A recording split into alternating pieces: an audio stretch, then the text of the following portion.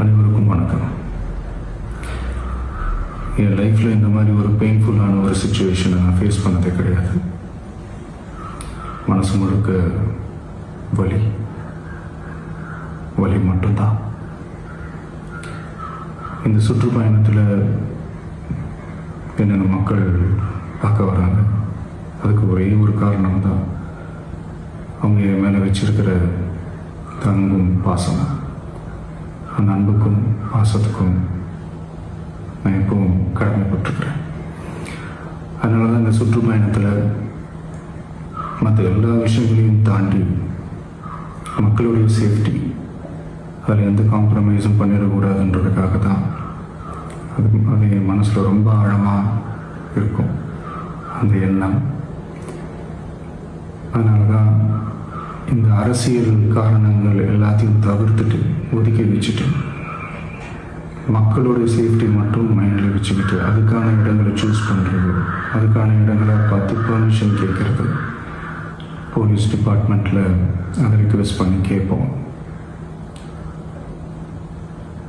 ஆனால்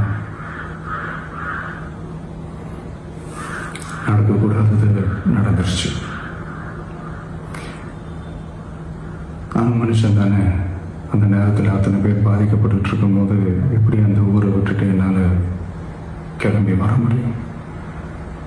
நான் திரும்ப அங்கே போகணும்னு இருந்துச்சுன்னா அது ஒரு காரணம் காட்டி அங்கே வேறு சில பதட்டமான சுச்சுவேஷன்ஸ், வேறு சில அசம்பாவிதங்கள் அந்த மாதிரி எதுவும் நடந்துடக்கூடாதுன்றதுக்காக தான் நான் அவாய்ட் பண்ணேன்.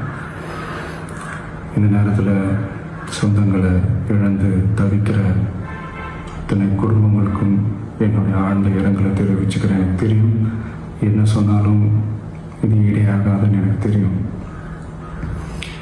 ஹாஸ்பிட்டலில் ட்ரீட் பண்ணிகிட்ருக்கிற எல்லாருமே சீக்கிரமாக க்யூர் ஆகி வரணுன்றதை இந்த நேரத்தில் நான் வேண்டிக்கிறேன். கூடிய சீக்கிரமே உங்கள் எல்லாரையும் நான் சந்திக்கிறேன். இந்த நேரத்தில் எங்களுடைய வலிகளை, எங்களுடைய நிலைமையை புரிஞ்சுக்கிட்டு எங்களுக்காக பேசின அரசியல் கட்சிகளை சார்ந்த நண்பர்கள், தலைவர்கள் அனைவருக்கும் என்னுடைய நன்றியை தெரிவிச்சுக்கிறேன். கிட்டத்தட்ட ஒரு 5 மாவட்டத்துக்கு பிரச்சாரத்துக்கு போனோம். இந்த மாதிரி எதுவுமே நடக்கல. ஆனால் கரூரில் மட்டும் ஏன் எப்படி நடக்குது, எப்படி நடக்குது? மக்களுக்கு எல்லா உண்மையும் தெரியும். மக்கள் எல்லாத்தையும் பார்த்துக்கிட்டு இருக்கிறாங்க. கரூரை சேர்ந்த அந்த மக்கள் அந்த உண்மையெல்லாம் வெளியில் சொல்லும்போது எனக்கு கடவுளே நேரில் வந்து இறங்கி அந்த உண்மைகள்லாம் சொல்கிற மாதிரி எனக்கு தோணுச்சு.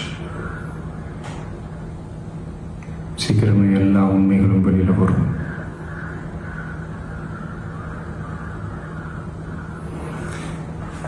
எங்களுக்கு தரப்பட்ட இடத்துல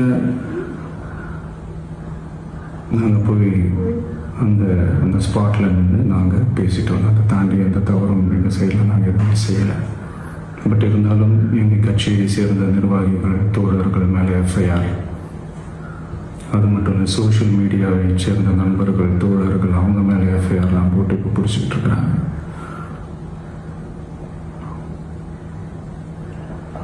சிஎம் சார்,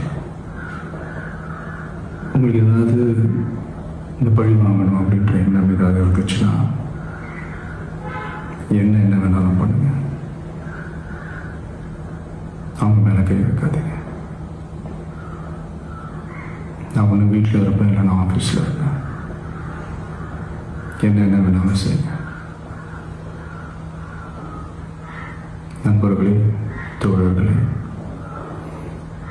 நம்மளுடைய அரசியல் பயணம் இன்னும் ஸ்ட்ராங்காக, இன்னும் தைரியத்தோட